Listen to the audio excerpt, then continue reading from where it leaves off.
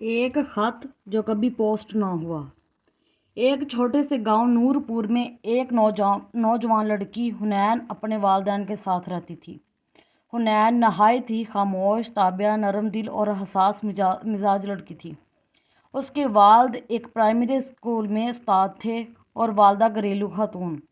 حنین کی دنیا چھوٹی تھی مگر اس کی سوچ بہت بڑی تھی۔ وہ اکثر گاؤں کے قریب بہتی ندی کنارے جا بیٹھتی، خاموشی سے پانی کی روانی کو دیکھتی اور اپنے خیالات کی دنیا میں کھو جاتی۔ اسے لکھنے کا شوق تھا۔ ڈائری اس کی بہترین دوست تھی۔ وہ ہر دن کے جذبات، خوشی، دکھ، خواب اور خیالات ڈائری کے صفحات پر اتارتی تھی۔ ایک دن گاؤں میں ایک نیا خاندان آ کر آباد ہوا۔ ان کے ساتھ ایک نوجوان لڑکا فرحان بھی تھا، جو شہر سے پڑھ کر واپس آیا تھا۔ فرحان خوش اخلاق، سلجھا ہوا اور تعلیم یافتہ نوجوان تھا۔ وہ اکثر شام کو ندی کنارے سیر کو آتا اور ایک دن حنین سے ملاقات ہو گئی۔ پہلی ملاقات رسمی تھی مگر جیسے جیسے وقت گزرتا گیا دونوں کی ملاقاتیں بڑھنے لگی۔ ندی کے کنارے بیٹھ کر وہ شاعری پر باتیں کرتے، خوابوں کی باتیں کرتے اور زندگی کی خوبصورتی پر گفتگو کرتے۔ آہستہ آہستہ وہ دونوں ایک دوسرے کے لیے خاص بنتے گئے مگر دونوں نے کبھی اپنے دل کی بات زبان پر نہ لائی۔ حنین کے دل میں محبت کی شروعات ہو چکی تھی اور وہ ہر رات اپنی ڈائری میں فرحان کے بارے میں لکھا کرتی۔ اس نے ایک دن ایک خط بھی لکھا جس میں اس نے اپنے دل کی پوری بات لکھی۔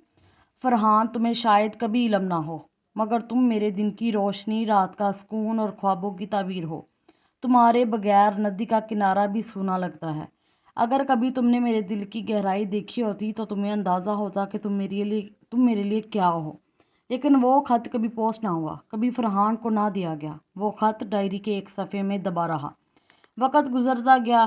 ایک دن فرحان نے حنین کو بتایا کہ وہ شہر واپس جا رہا ہے کیونکہ اسے وہاں نوکری مل گئی ہے۔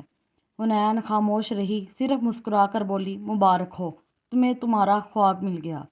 فرحان نے کہا، حنین، مجھے نہیں معلوم کب واپس آؤں گا لیکن تم سے ملاقات ہمیشہ یاد رہے گی۔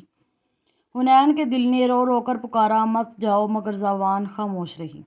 وہ کچھ نہ کہہ سکی۔ فرحان چلا گیا۔ دن مہینوں میں بدلے اور مہینے سالوں میں۔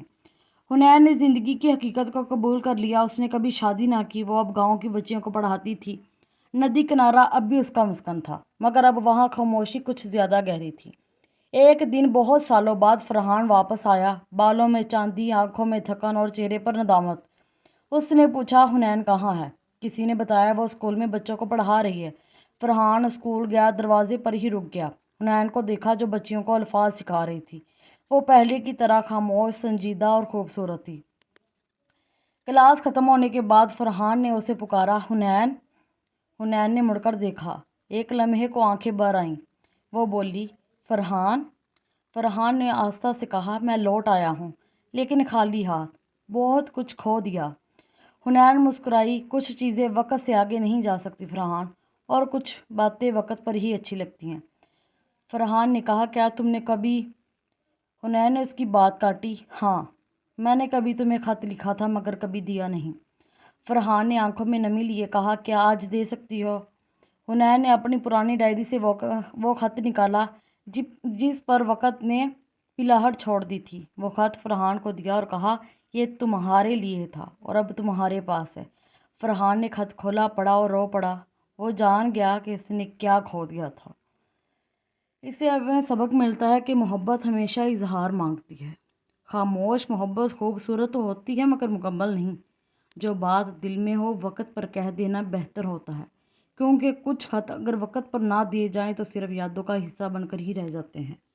شکریہ۔